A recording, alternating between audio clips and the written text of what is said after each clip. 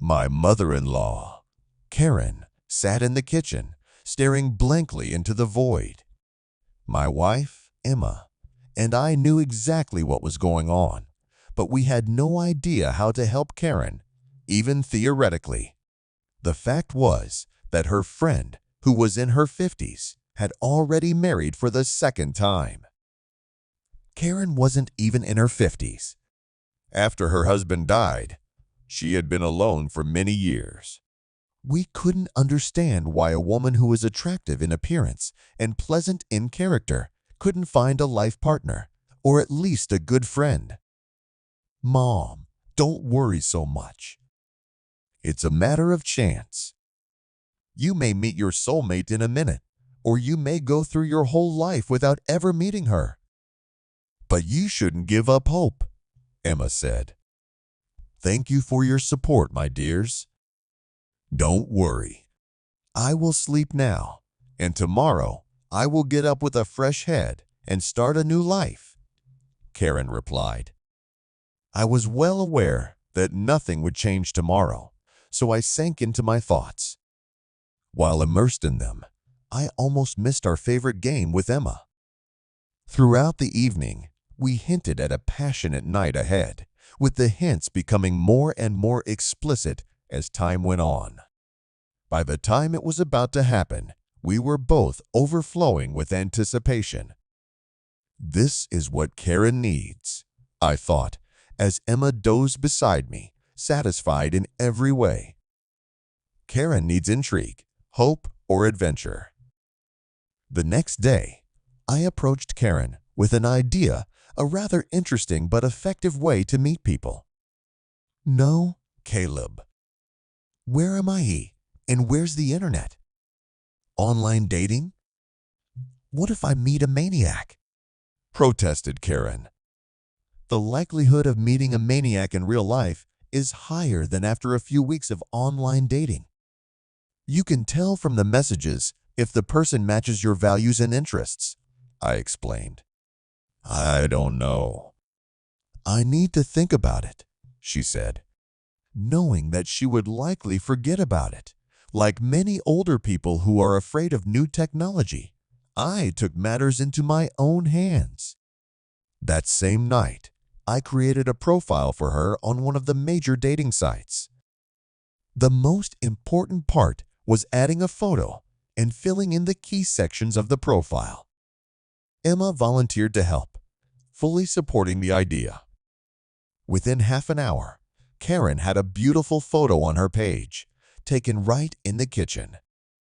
Emma gave Karen a makeover and edited the photo a bit, making her look even more stunning as a woman in her 40s. With Emma's guidance, Karen filled out the rest of her profile, and we left her to explore the unfamiliar virtual world. But I was concerned about the possible downsides. If we, the younger generation, were used to inappropriate behavior online, Karen might not be ready for rudeness and negativity. I decided to monitor her messages, monitoring what she was receiving. Later that evening, I logged into her account from my phone. She had already received over a dozen messages, most of which were completely inappropriate for someone like her. I deleted them immediately, realizing I had made the right decision to control that part of the process. Soon, Karen began replying to a few messages, and several promising conversations began. However, I noticed one significant drawback. Dealing with her inbox became time-consuming as I had to sift through a constant stream of unsuitable offers. Despite these difficulties, Karen seemed to be socializing more with guys, spending more time on her laptop.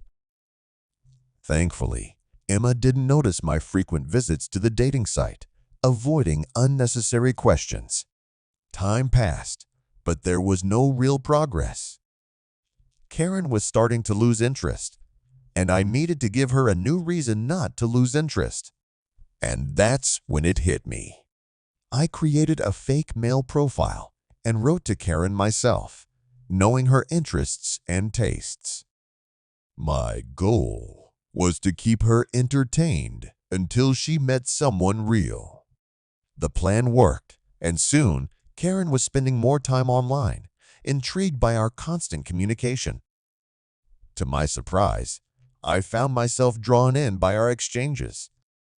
We began discussing more personal topics, things that a son-in-law should not talk about with his mother-in-law.